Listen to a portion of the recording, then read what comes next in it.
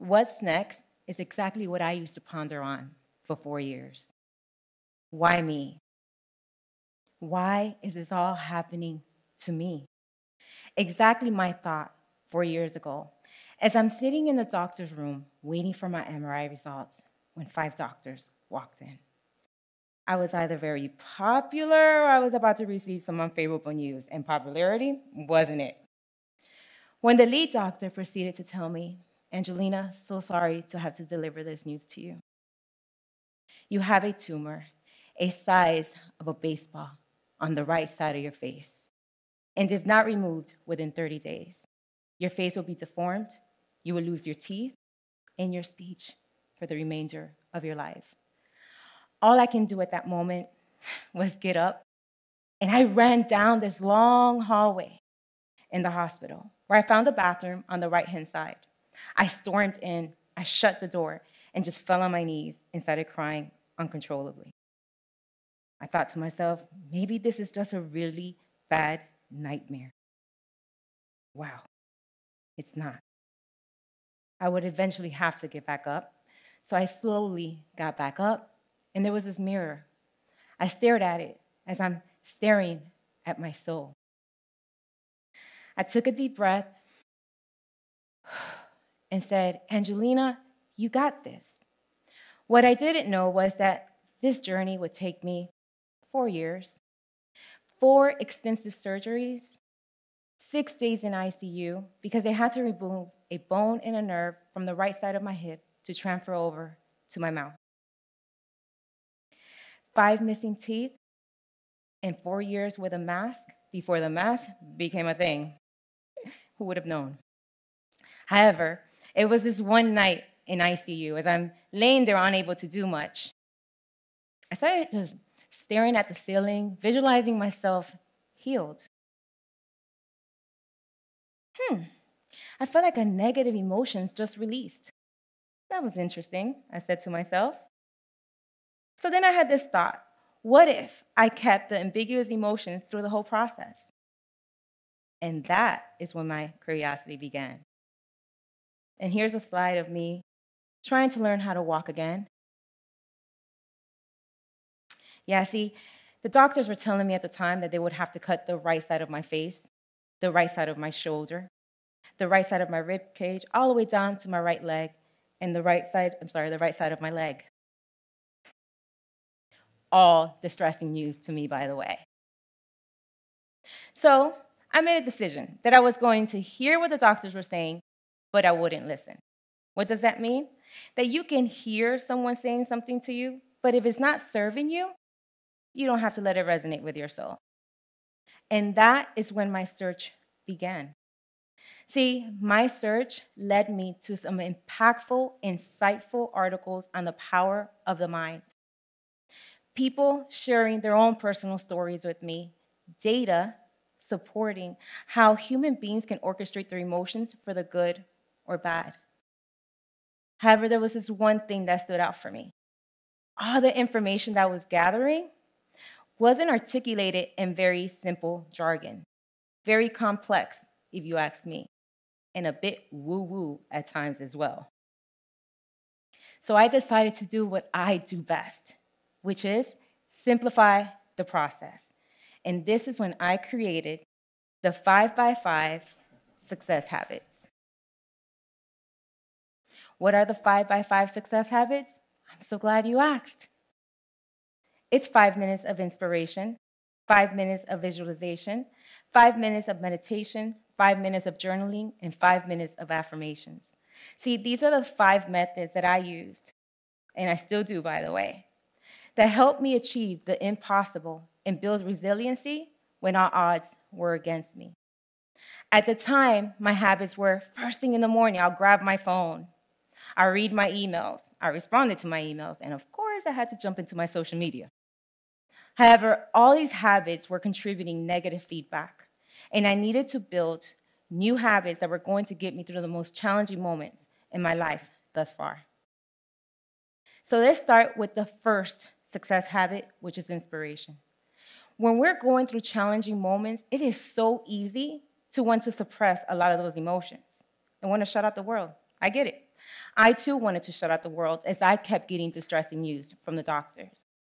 However, it was just a matter of time that I was about to explode because I needed to vent. I needed to let go of my subdued emotions. So this is when I decided to start speaking to my higher self. I call it God. You may call it something else.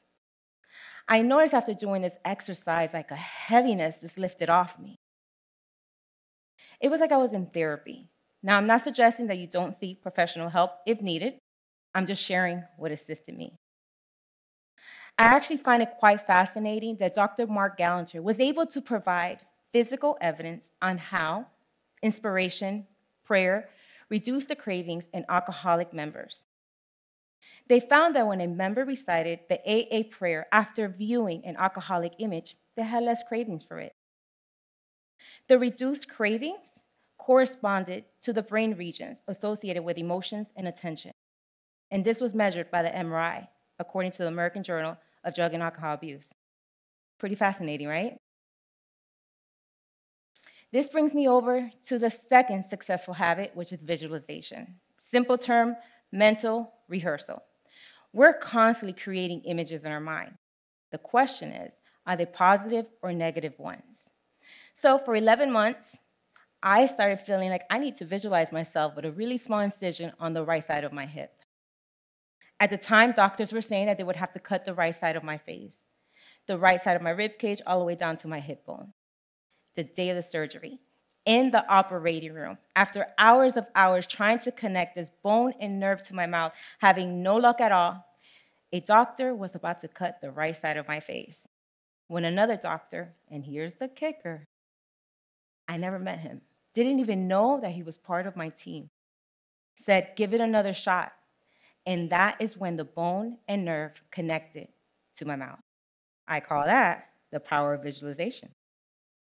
See, visualization has been regarded as a new age hype. However, for years now, data is showing on how and why visualization works. See, we stimulate the same brain parts when we visualize ourselves performing an action and we actually perform the action. For example, when you visualize yourself lifting your right hand, it stimulates the same brain parts that are activated when you actually lift your right hand. Pretty cool, right? So cool that athletes have employed this technique. You have Tiger Woods, who's been using visualization since his preteen years. What about world champion golfer Jack Nicklaus, who said he never takes a shot, not even in practice, until he has a clear focus of it first in his head? World heavy champ Muhammad Ali used mental rehearsal to enhance his performance in the ring. See, visualization can boost your confidence. It increases your motivation. It primes your brain for success. It increases states of flow. By the way, it's all relevant to living your best life. So this brings me over to the third successful habit, which is meditation. See, meditation was the place that I was able to just quiet all my negative inner chatter. And no, it wasn't easy at first. I felt like I was thinking more than ever when I started the practice. However, over time, I was able to just release those negative thoughts. Because I don't know if you're like me, but I can create and direct my own drama movies. So when I started fearing the worst, it was this place of stillness that I was able to consciously let go of my negative thoughts and normalize my breathing.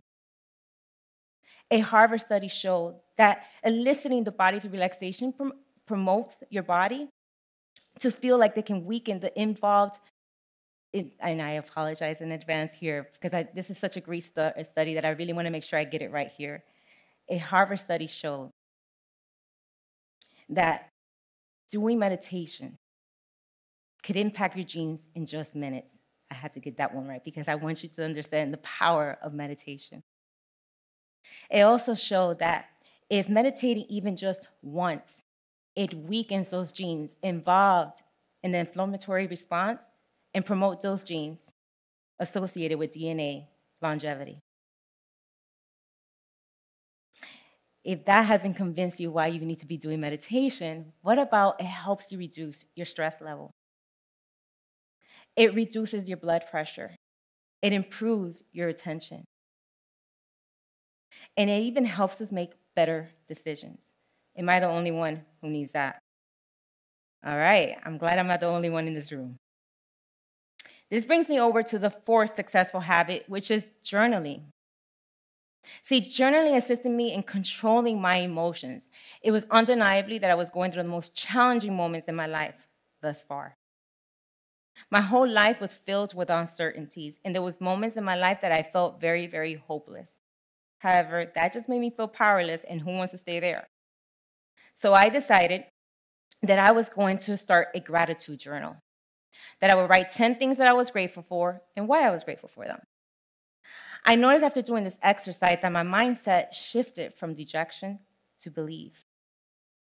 Interesting enough, Forbes published an article on the power of gratitude and the science behind it, how thankfulness can actually impact your brain and business. They said when we express gratitude and receive the same, our brain releases dopamine and serotonin, two crucial neurotransmitters responsible for our emotions. They even said that over time, practicing meditation and journaling can train the brain to focus on what's going well versus what is not.